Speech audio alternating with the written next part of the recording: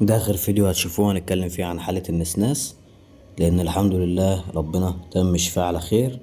وبكده هكون شاركتكم الرحلة العلاجية للنسناس من أول ما اتصاب بجرح بسيط جابله مرض تيتانوس، مفروض إنه ملوش علاج. ناس كتير قالت لي خلص عليه علشان هيموت كده كده، فبدل ما هو بيعاني.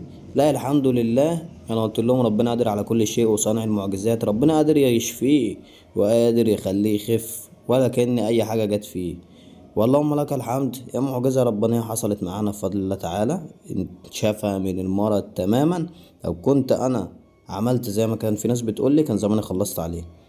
احنا في نفس الوقت زي ما انت شايف صبرنا وربنا تم وعجل بالشفا ليه. وناس كتير دعت له مع انه هو مجرد حيوان. في ناس قعدت تقول في حد يدعي الحيوان ومش عارف ايه وبتاع، ما هو روح برضه زيه زيك، فاهمني؟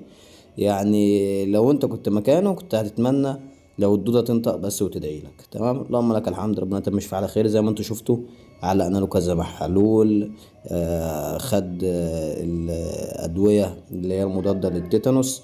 اللهم لك الحمد، ربنا تم شفاه على خير بفضل الله ثم دعواتكم. شاركتكم الرحلة العلاجية بتاعته عشان خاطر لو حد تعرض للموقف ده يقدر يتصرف ويعرف احنا عملنا ايه، ونبقى سيبنا لكم حاجة يعني ممكن من خلالها تفهموا ازاي تتعاملوا او ازاي تنجوا من المرض ده بفضل الله تعالى بعد ربنا وتوفيقه.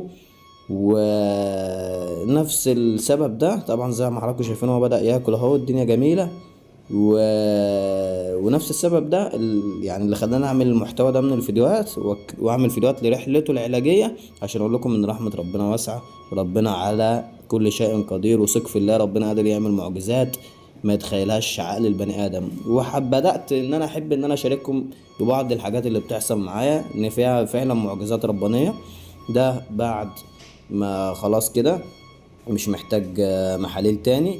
انا بالصدفة خدته لدكتورة، رحنا عندها عشان خاطر نشيل المحلول ونشيل البتاع اللي محطوطة في ايده ونركب غيرها عشان يبدأ نتابع معاه ويعيش على المحاليل والكلام ده لحد ما يخف. تشاء الأقدار انه اتعفرت علينا هناك واحنا في العيادة، وهي كان معاها بنتها فهي خافت يعمل لها حاجة، قلت لها لا ما تقلقيش. بدأ يتشقى، خفت يجيله مرة واحدة كده تشنج ولا حاجة، اللي ما بقاش فيه منه بفضل الله تعالى.